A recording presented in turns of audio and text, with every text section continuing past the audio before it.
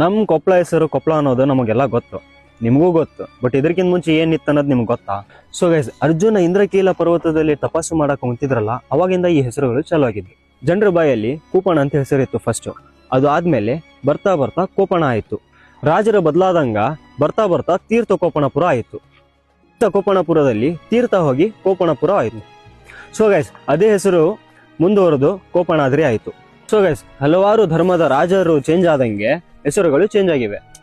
ಇದನ್ನ ಹೆಸರುಗಳು ಏನಿವೆ ನೋಡಿ, ಸ್ಕ್ರೀನ್ ಮೇಲೆ ಬರ್ತೇವೆ, ನೀವು ಓದಬಹುದು. ಹೆಸರುಗಳು: ಕೂಪಣ, ಕೊಪ್ಪಣ, ತೀರ್ಥ ಕೊಪ್ಪಣಪುರ, ಕೊಪ್ಪಣಪುರವರ, ಕೋಪಣಾದ್ರಿ, ತಿರುಳನ್ನಡನಾಡು, ಕೊಪ್ಪಣಾದ್ರಿ, ಆದಿತೀರ್ಥ, ಕೊಪ್ಪಣಾಚಲ, ಮಾತೀರ್ಥ, ಕೊಪ್ಪಣತೀರ್ಥ, ಮಹಾತೀರ್ಥ, ಕುಪಣ, ಕುಪಣತೀರ್ಥ, ಸುಲ್ತಾನ್ಗಢ್, ಮುಜಾಫರ್ ನಗರ, ಕೊಪ್ಪಬಾಲ, ಕುಪ್ಪಳ್, ಕೊಪ್ಪಣ.